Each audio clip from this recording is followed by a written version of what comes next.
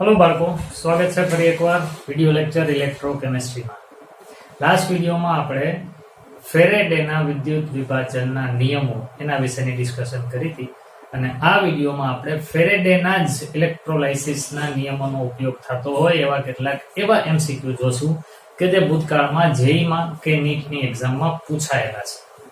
તો નોટ અને પેન તમારી સાથે રાખો, શીખવાનું શરૂ કરીએ।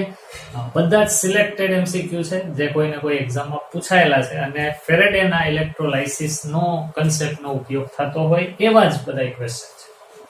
तो જોઈ શકો તો પહેલો ક્વેશ્ચન જેઈ મેઇન 2015 માં પૂછાયેલો છે। ક્વેશ્ચન નું સ્ટેટમેન્ટ ઇંગ્લિશ માં જ લખીશ, તમને ગુજરાતીમાં કરીને પણ સમજાવી દઈશ એટલે બંને માધ્યમના બાળકોને કામ આવે। ચાલો જુઓ, વાંચીએ પહેલા। 2 Faraday of electricity is passed through a solution। તો જેમ જેમ ક્વેશ્ચન વાંચતા તેમ લિસ્ટ બનાવતું જવાનું। ભાઈ અહીંયા 2 ફેરેડે ઇલેક્ટ્રિસિટી પાસ કરવામાં આવે છે। સોલ્યુશન કેનું છે? કોપર સલ્ફેટનું। Solution of copper sulphate. Copper સલ્ફેટના દ્રાવણમાંથી 2 ફેરેડે વીજળી પસાર કરવામાં આવે છે। આપણને એવું કહે છે the mass of copper deposited at cathode. તો કેથોડ ઉપર જમા થતા કોપરનું વજન બરાબર કેટલું, આવું આપણને પૂછ્યું છે। કોપરનો પરમાણુ ભાર અહીંયા આપી જ દીધો છે કે જે તે તત્વનો પરમાણુ ભાર કે સંયોજન હશે તો એનો અણુ ભાર એ તમને અહીંયા આપી જ દેશે, જેઈ હોય કે નીટ હોય એ તમારે યાદ રાખવાની જરૂર નહીં પડે। ઓપ્શન આપણી સામે છે, એકદમ સિમ્પલ ક્વેશ્ચન છે। હવે અત્યારે જે બોલું છું એને ધ્યાનમાં રાખો। ઇલેક્ટ્રોલાઇસિસ વિદ્યુત વિભાજનને લગતો અથવા તો કોઈ નિપજ કેટલી મળે છે એ ટાઈપનો અહીંયા જે લખેલો છે એવો ક્વેશ્ચન ગમે ત્યારે આવે ત્યારે તમારે સૌથી પહેલા જે નિપજ મળે છે ને એના માટેની રેડોક્સ પ્રક્રિયા લખવાની। અહીં પૂછ્યું કેથોડ ઉપર કેટલો કોપર જમા થશે, તો કોપર સલ્ફેટમાં કોપર કેવો હોય? Cu+2 હોય। એ કોપર બનીને જમા ક્યારે થાય? જ્યારે 2 મોલ ઇલેક્ટ્રોન મેળવે ત્યારે કોપર બનીને જમા થાય। આવું સમીકરણ સૌથી પહેલા તમારે લખવું પડે। આ ઇક્વેશન લખાઈ જાય પછી તમારે હવે આગળ ગણતરી શરૂ થાય। ઇક્વેશનને જોઈને ખબર પડે કે 2 મોલ ઇલેક્ટ્રોન થી 1 મોલ કોપર બને છે। 2 મોલ ઇલેક્ટ્રોન એટલે 2 ફેરેડે। તો વાત નક્કી થઈ ગઈ કે 2 ફેરેડે ઇલેક્ટ્રિસિટી પાસ થાય અને જોઈને આપણે કહીએ તો 1 મોલ કોપર ને 1 મોલ કોપર એટલે કેટલું? તો કે 63.5 ગ્રામ કોપર જમા થતું હોય તો અહીં કેટલો કરંટ પાસ કરવાનો કીધો છે? ભાઈ 2 ફેરેડે પાસ થાય છે। બસ તો આ જ આપણો જવાબ આવી ગયો, 63.5 ગ્રામ, એટલે ઓપ્શન બી એ આપણો જવાબ છે।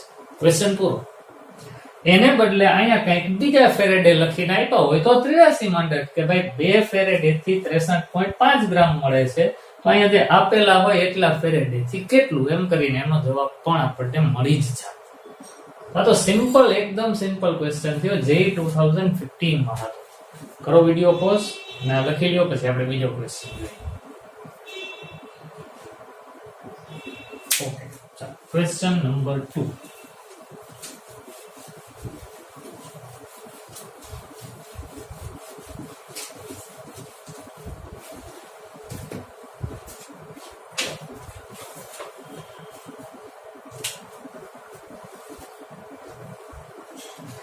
Electrolysis of dilute aqueous NaCl into 10 to the power 4 second। અને આ ક્વેશ્ચન પૂછાયેલો છે 2008 માં। ઓકે, તો હવે આનું ગુજરાતી કરી દઉં અને ભેગું સોલ્વ પણ કરતા જ જઈએ છીએ।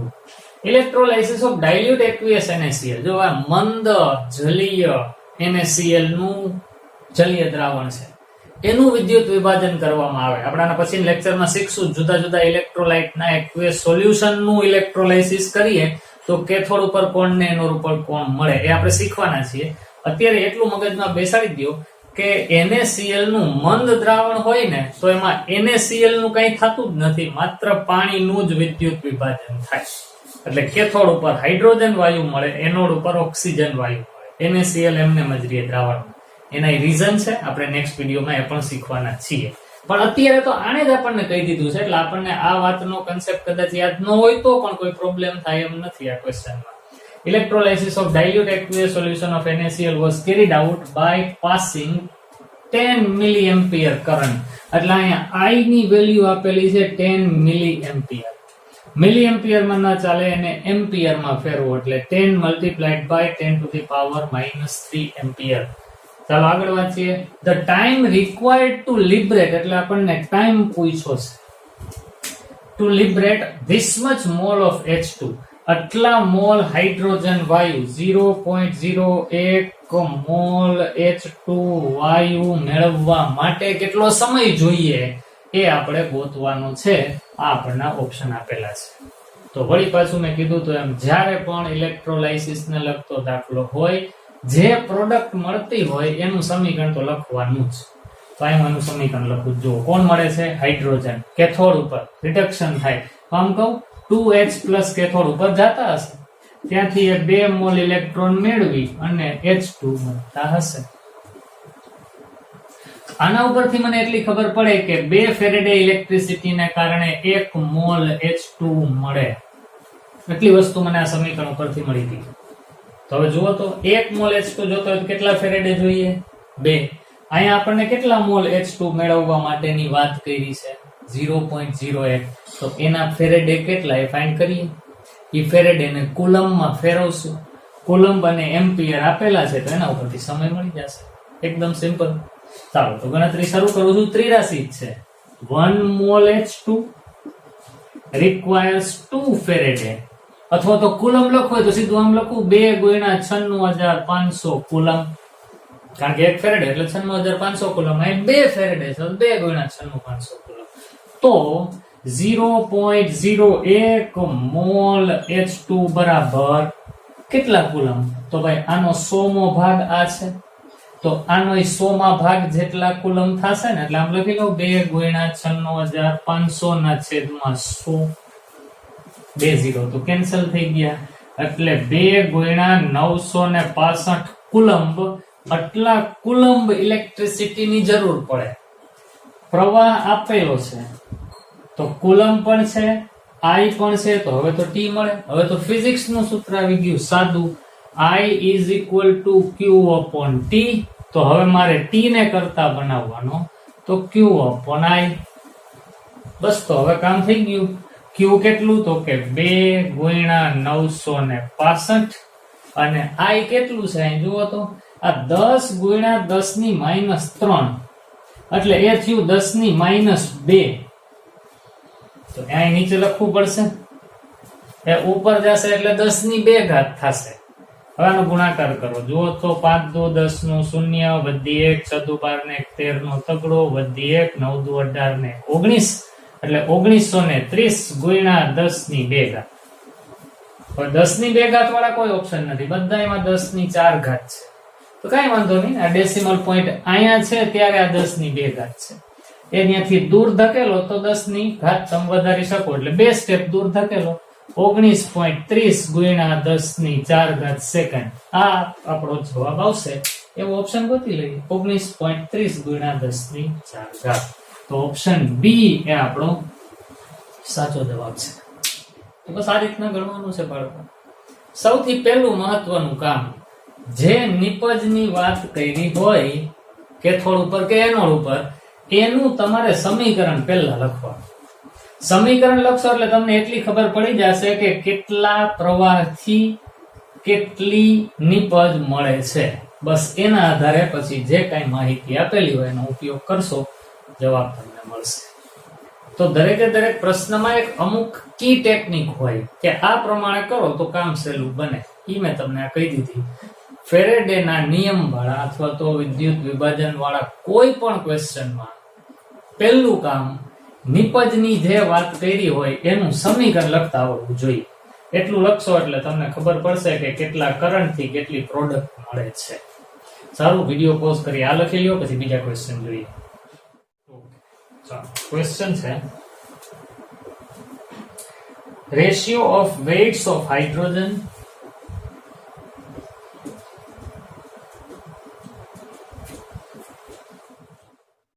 none of these. આ છે આપણો ક્વેશ્ચન. સમજીએ પહેલા.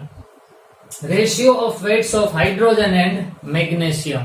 એટલે હાઇડ્રોજનનું વજન અને મેગ્નેશિયમનું વજન એના ગુણોત્તર આપણને ગોતવાનું કીધું છે. Deposited by the same amount of current, પ્રવાહ બેમાં સરખો પસાર થાય છે. From aqueous solution of H2SO4, જલીય sulphuric acid and fused MgSO4, એટલે પીગાળેલું મેગ્નેશિયમ સલ્ફેટ. જો જલીય નથી કીધું. જો જલીય કીધું હોત ને તો મેગ્નેશિયમ ધાતુ કે થોડું પર ન મળે, હાઇડ્રોજન મળવા માંડે. એટલે અહીંયા જલીય નહીં, ફ્યુઝડ પીગાળેલું એવું કીધું છે. કારણ આના શું, તો એની પાછળનું રીઝન આના પછીના લેક્ચરમાં આપણે શીખવાના છીએ. અત્યારે ન આવડે તો યાદ દાખલો આવડી જાય, કારણ કે અહીં તો ચોખવટ કરી જ દીધી છે કોણ કેટલું મળવાનું છે. સારું, તો અહીંયા આપણને ઓપ્શન આપેલા છે. તો જેમ હમણાં થોડીક વાર પહેલા કીધું એમ, પહેલા આપણને પ્રક્રિયાના સમીકરણ લખતા આવડવા જોઈએ. તો કઈ બે નિપજો મેળવવાની વાત છે? હાઇડ્રોજન અને મેગ્નેશિયમ. અને શું કીધું છે? સેમ એમાઉન્ટ ઓફ ઇલેક્ટ્રિસિટી, સરખો વિદ્યુત પ્રવાહ પસાર થવો જોઈએ. કે કાંઈ વાંધો નહીં, આપણે સરખા ઇલેક્ટ્રોન પસાર થતા હોય એવા સમીકરણ લખશું. પહેલા મેગ્નેશિયમ નું સમીકરણ લખો, જોજો ધ્યાનથી. Mg+2 હોય, 2 મોલ ઇલેક્ટ્રોન મેળવે તો એમાંથી બને Mg. મેગ્નેશિયમ બનાવવું હોય તો 2 મોલ ઇલેક્ટ્રોન પાસ કરવા પડે. હવે સેમ કરંટ પાસ કરવાનો, પણ કેમાંથી? તો કે H+ હાજર હોય એવા સોલ્યુશન માંથી. તો અહીંયા 2 મોલ H+ લેવા પડશે ને, ત્યારે એમાં શું બનશે? H2. તો સેમ કરંટ પાસ થતો હોય એવી બે નિપજો માટેના મેં સમીકરણ લખી દીધા. બસ હવે તો સાવ સીધી વાત. સરખા પ્રવાહથી બેમાં પ્રવાહ સરખો જ પસાર થયો. હાઇડ્રોજનનું વજન કેટલું? તો કે આના અણુભાર જેટલું, 2 ગ્રામ. અને આ મેગ્નેશિયમનું વજન કેટલું? તો કે એના અણુભાર અત્યારે કેટલો મળ્યો? 1 મોલ. એટલે એનો અણુભાર કેટલો થાય? 24 ગ્રામ. હવે આપણને શું કીધું? હાઇડ્રોજનનું વજન 2 ના છેદમાં મેગ્નેશિયમનું વજન 24. તો 2/24 એટલે 1/12 આવું થાય. તો બસ બી ઓપ્શન આપણો જવાબ છે. દાખલો પૂરો. સિમ્પલ. કરો વિડિયો પોઝ, લખી લો.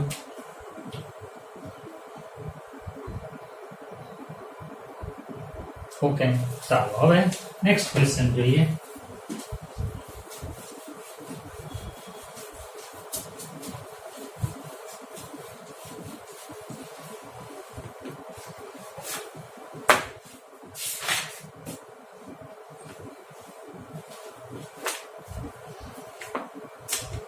How many minutes will it take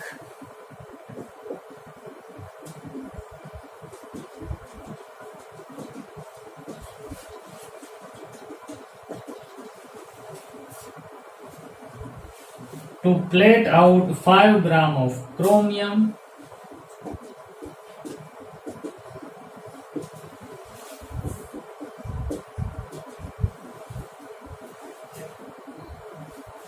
from a Cr2SO4 thrice solution using a current of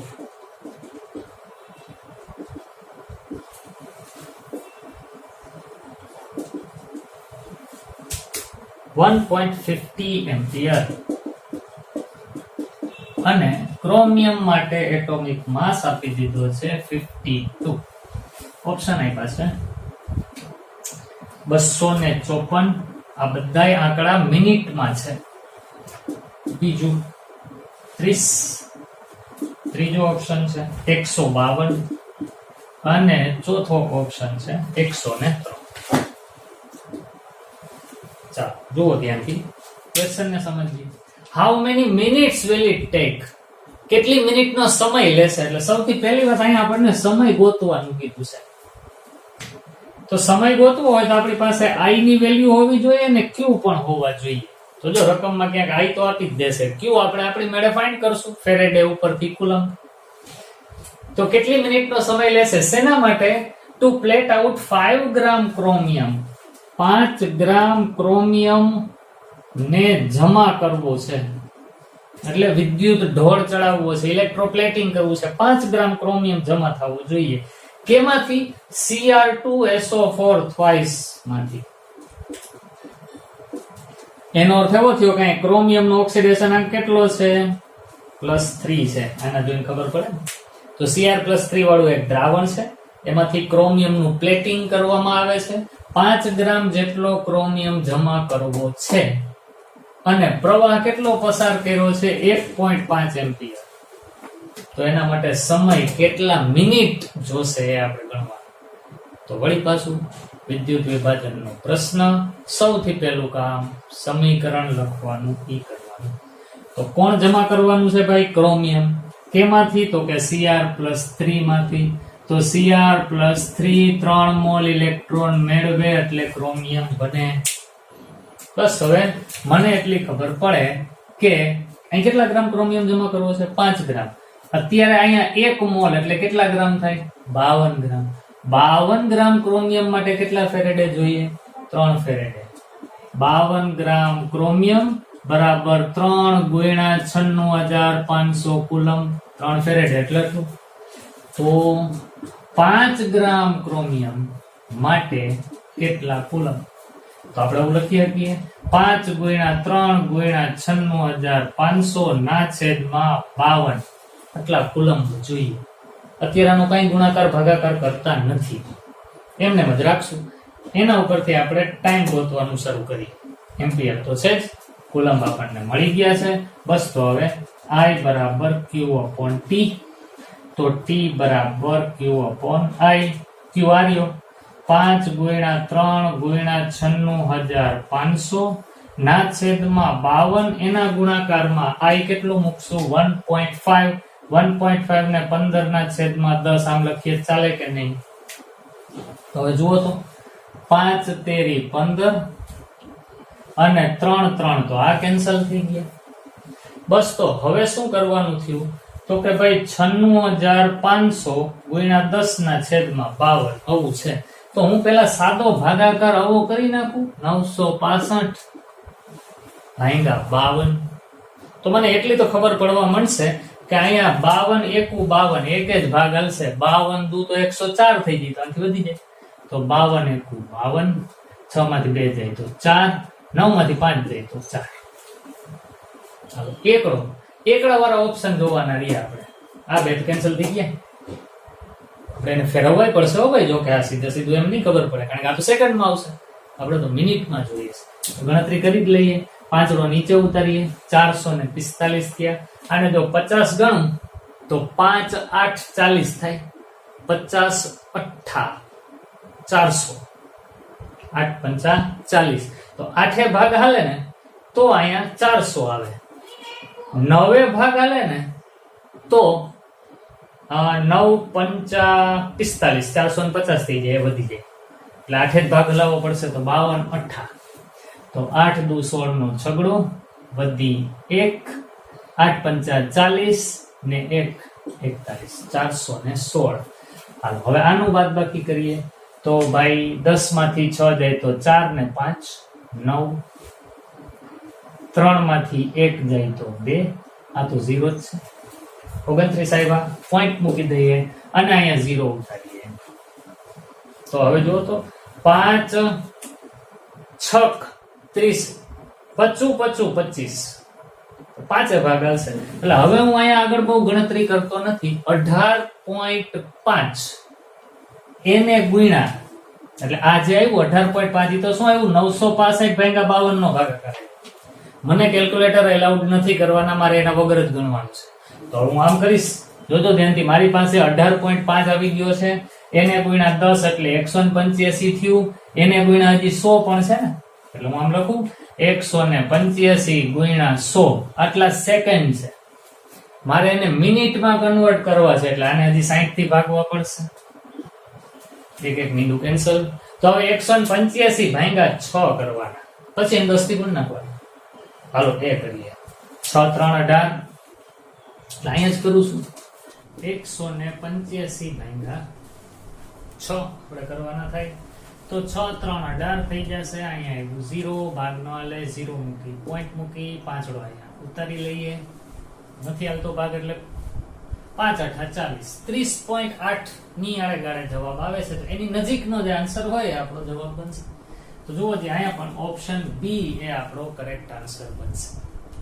તો આ રીતના આપણે કોઈ પણ દાખલો સોલ્વ કરી શકીએ બાળકો. અને આવી જેટલી પ્રેક્ટિસ તમે કરશો એટલો તમને કેલ્ક્યુલેશનનો વધુ અંદાજ આવશે. સિમ્પલ મેથેમેટિક્સ વિધાઉટ કેલ્ક્યુલેટર અને આપણી થોડીક બુદ્ધિ વાપરી અને આપણે કામ કરવાનું થાય. વિડિયો પોઝ કરી આ લખી લ્યો, પછી આના પછીનો ક્વેશ્ચન. ઓકે, ચાલો તો હવે નેક્સ્ટ ક્વેશ્ચન પર જઈએ.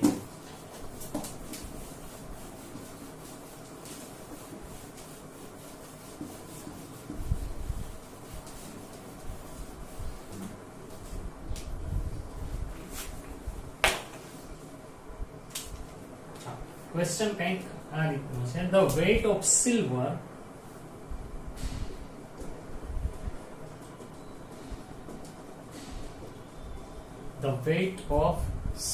equivalent weight 108 deposited by the quantity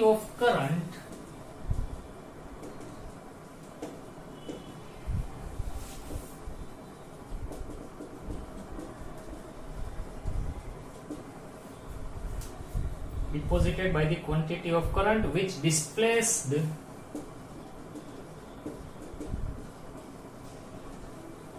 5600 ml of hydrogen at STP is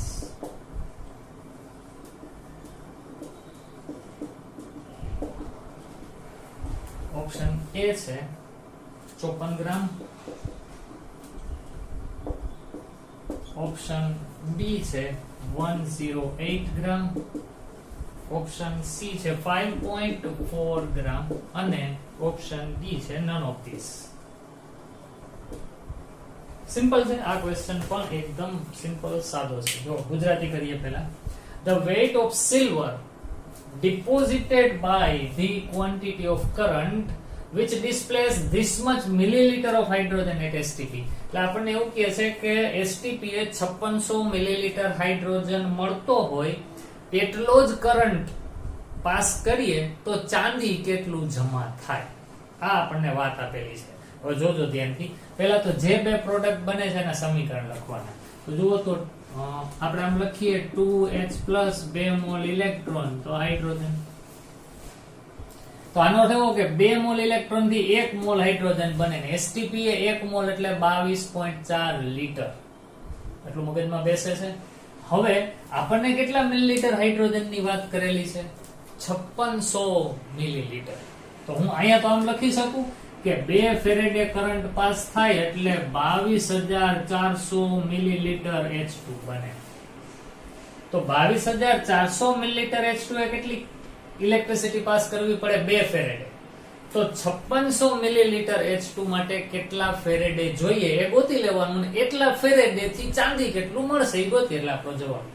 ચાલો તો હવે હું આમ ગણતરી કરું છું. જો હવે મારું કેલ્ક્યુલેશન શરૂ થાય છે આ સમીકરણ ઉપર. ચાંદીનું સમીકરણ આવું બનશે Ag પ્લસ વત્તા 1 ફેરેડે બરાબર Ag. આનો ઉપયોગ કરું છું. જો 22400 ml STP હોય તો એના હાઇડ્રોજન એટલો મેળવવા માટે 2 × 96500 કુલમ અથવા તો 2 ફેરેડે જ રાખો. 2 ફેરેડે ઇલેક્ટ્રિસિટી જોઈએ તો 5600 ml માટે કેટલા?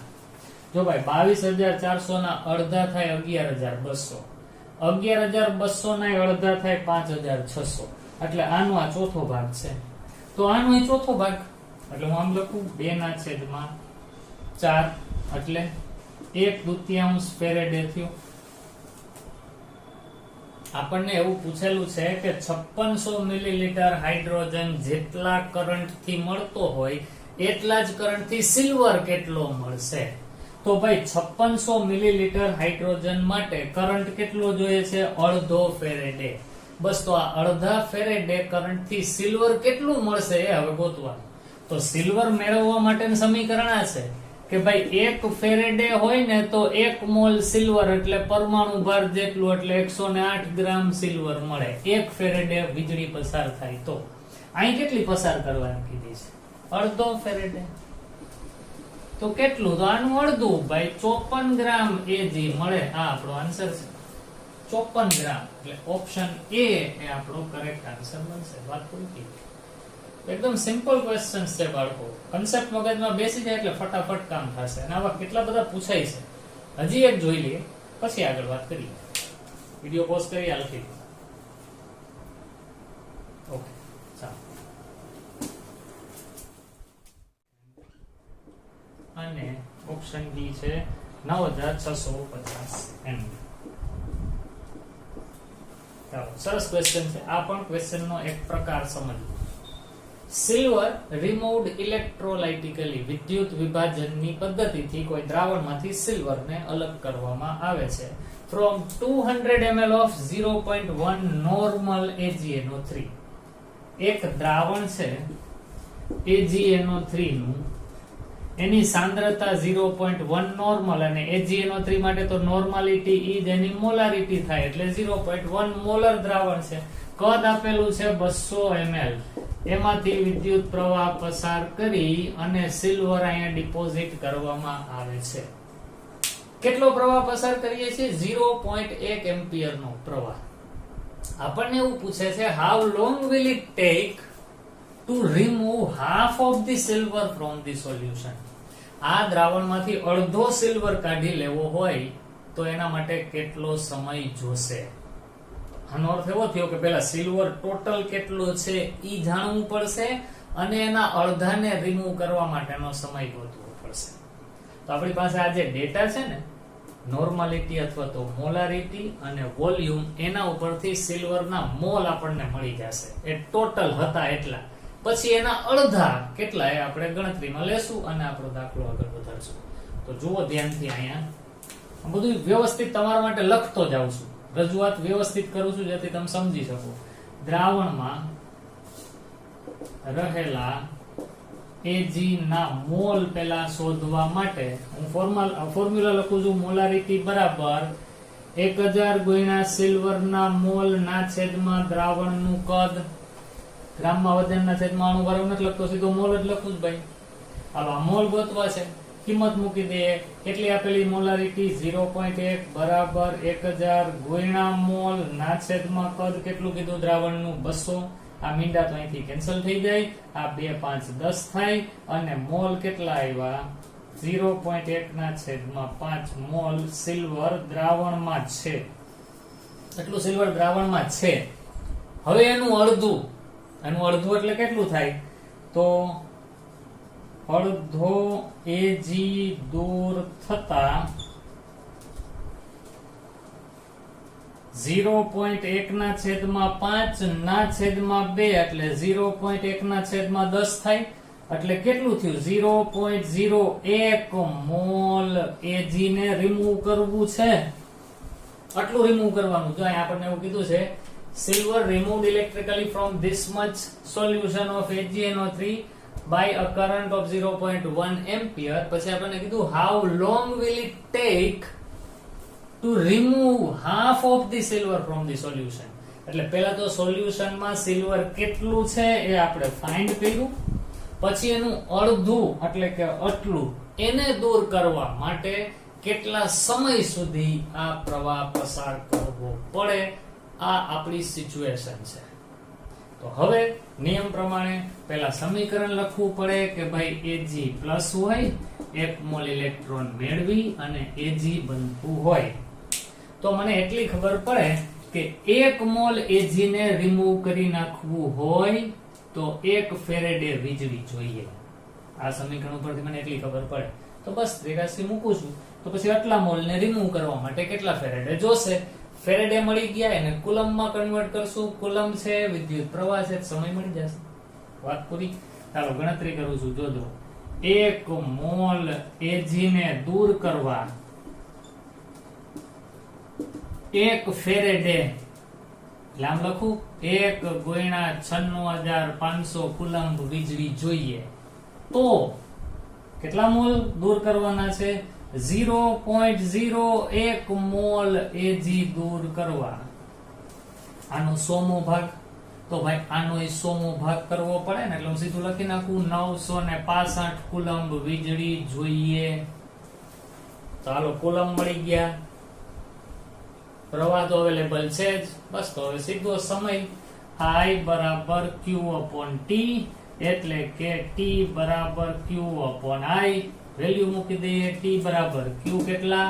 965 આઈ કેટલા 0.1 એટલે 1/10 10 ઉપર ગયા આપણો જવાબ આવી ગયો 9650 સેકન્ડ નો સમય જોઈએ આ દ્રાવણમાંથી અડધો સિલ્વર દૂર કરવો હોય તો 9650 સેકન્ડ નો સમય જોઈએ તો આ રીતના દાખલો પણ સોલ્વ થઈ જાય અમે તમને એક પ્રકાર બતાવ્યો બાળકો આ ટાઈપના સ્ટેટમેન્ટ હશે કોઈ દ્રાવણ આપેલું હોય એનું કદ હોય એની નોર્માલિટી અથવા તો મોલારિટી આપે અને તમને એમ કહે કે એમાંથી અડધો આ સબસ્ટન્સ દૂર કરવા માટે કેટલો સમય લાગશે તો એમાંથી અડધો ઈ તો ત્યારે ખબર પડે જ્યારે એમાં શરૂઆતમાં કેટલો ઈ સબસ્ટન્સ હતો ઈ ફાઇન્ડ કરવો એટલે આપણે મોલારિટીના સૂત્ર ઉપરથી પેલા કેટલા મોલ સિલ્વર હાજર હતા એ ગોઈતું પછી એનું અડધું કર્યું એટલે 0.1 ડિવાઇડેડ બાય 5 નું અડધું એટલે 0.1 ડિવાઇડેડ બાય 10 થયું